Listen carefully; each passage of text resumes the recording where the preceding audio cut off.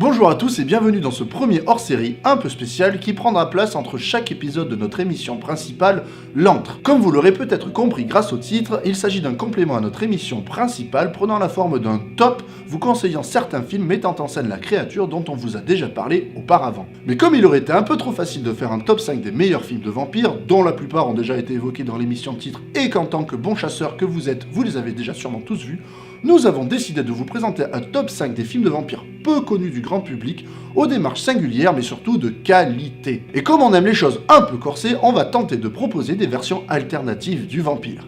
Allez, on part à la chasse.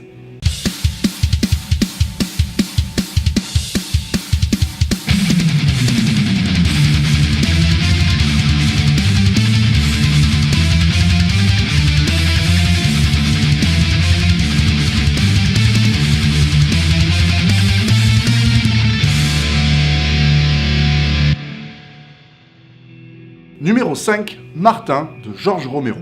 Alors non, il ne s'agit pas de Martin Mystère ni d'un zombie qui se nomme Martin, je vous rappelle qu'ici on parle de suceur de sang. Film de vampire sans en être vraiment un, Martin par le père des zombies est un film hybride et étrange, possédant une ambiance délétère et dérangeante. Sorti en 1977, le film raconte l'histoire de Martin, un jeune homme obsédé par le sang qui tue hommes et femmes à l'aide d'une lame de rasoir et boit leur sang. Son oncle qui l'héberge est persuadé que Martin est un vampire, digne descendant de Nosferatu. Mais est-ce vraiment ce qu'est Martin, ou est-il plutôt un jeune marginal psychopathe? C'est là tout le sel du film, qui garde un mystère continu sur toute sa durée, et fait partie des œuvres les plus marquantes de Monsieur Romero. Numéro 4, Vampire en toute intimité de Taika Waititi et Jemaine Clement. Les comédies horrifiques sont devenues un genre à part entière, et il n'a pas fallu longtemps pour que le vampire soit tourné en dérision. On peut évoquer les deux nigauds contre Frankenstein de 1948 où Dracula est gentiment moqué, ou encore le bal des vampires de Roman Polanski, mais si l'on cherche des sorties plus proches de nous, il n'y a pas grand chose à se mettre sous la canine. Alors non, je ne parlerai pas des Dents de la Nuit, et encore moins de Lesbian Vampire Killer qui sont deux d'hommes infâmes, on va plutôt s'arrêter sur Vampire en toute intimité, ou What We Do in the Shadow en version originale. Pourquoi ? Parce que déjà c'est drôle, jouant sur le documentaire et les différentes générations de vampires. Ensuite, parce que c'est intelligent, aussi bien dans la mise en scène que dans les gags. Et enfin, c'est ce film qui a amené Marvel à embaucher Taika Waititi sur Thor Ragnarok grâce à son approche totalement différente, à la fois potache mais qui raconte quelque chose. Bref, c'est très clairement la comédie horrifique la plus réussie de ces dernières années portant sur le vampire. Numéro 3, Stakeland de Jim Mickle. Quand on dit vampire, on pense immédiatement à la bête consciente de son sort et buvant allègrement le sang de jeunes vierges effarouchées. Avec Stakeland, le réalisateur Jim Mickle décide de proposer autre chose et mélange le vampire avec le zombie. Présentant un monde dystopique, les ennemis de l'homme ne sont pas les zombies, mais des vampires qui grouillent dans les bois et qui deviennent de plus en plus dangereux lorsqu'ils vieillissent. Si le film est imparfait à cause de son manque de budget, il a le mérite de prendre tout le monde à revers avec une ambiance tendue et surtout un message proche des films de Romero, présentant l'humain comme réelle menace et non le vampire, ici dénué de conscience, et se montrant comme une créature néfaste, certes, mais bestiale et donc inconsciente de ses méfaits. Numéro 2, Only Lovers Left Alive de Jim Jarmusch. Jim Jarmusch est un réalisateur atypique, c'est incontestable. Alors quand il s'attaque aux films de vampires, on peut être sûr de trouver un métrage original.